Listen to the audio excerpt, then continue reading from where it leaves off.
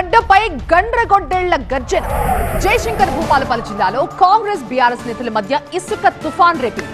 BRS హయాంలో sand ని sandwich లాగా తినేశారని కాంగ్రెస్ ఎమ్మెల్యే గండ్ర సత్యనారాయణ ఆరోపిస్తే కాంగ్రెస్ నేతలే ఇసుకని బూందీలాగా బొక్కేస్తున్నారన్నారు బీఆర్ఎస్ నేత గండ్ర వెంకటరమణారెడ్డి. స్థానిక సంస్థల ఎన్నికలకు ముందే భూపాలపల్లిలో రాజకీయ వేడి రగులుకుంది. ఇసుక దోపిడీపై నేతల పరస్పర విమర్శలు సింగరేణిలో రీసౌండ్ ఇస్తున్నాయి. బీఆర్ఎస్ కాంగ్రెస్ నేతల ఆందోళనలు ఉద్రిక్తతకు దారితీస్తున్నాయి.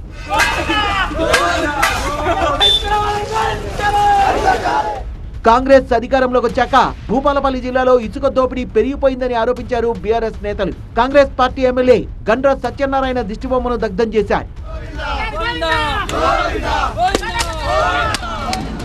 బీఆర్ఎస్ పాలనలోనే ఇసుకను యథేచ్ఛగా దోపిడీ చేశారని ఆరోపించిన కాంగ్రెస్ నేతలు బీఆర్ఎస్ కు పోటీగా నిరసన చేపట్టి గండ్ర వెంకటరమణారెడ్డి దిష్టిబొమ్మను దహనం చేశారు.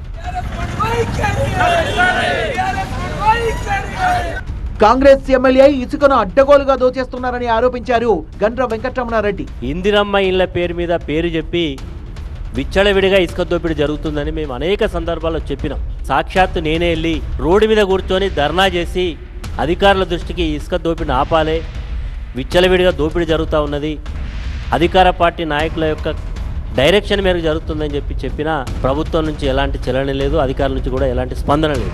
ఎమ్మెల్యేకు అక్కడ ఉండేటువంటి నాయకుల మధ్య వాళ్ళ యొక్క పంపకాల లావాదేవీలో వచ్చినటువంటి జరిగిన తతంగంలో కాంగ్రెస్ పార్టీకి సంబంధించినటువంటి మండలాధ్యక్షుడు రోడ్డు మీదకి వచ్చి ధర్నా చేయడం జరిగింది.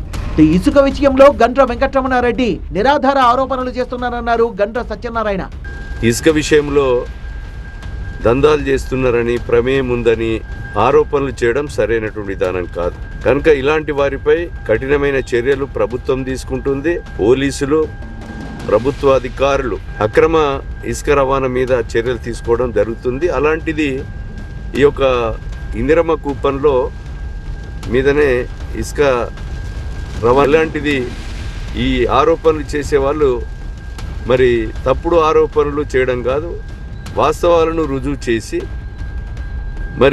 నిరూపించాలని కోరుతున్నాం. భూపాలపల్లిలో ఇద్దరు గండ్రల మధ్య మాటల యుద్ధం రోజురోజుకు ముదురుతోంది.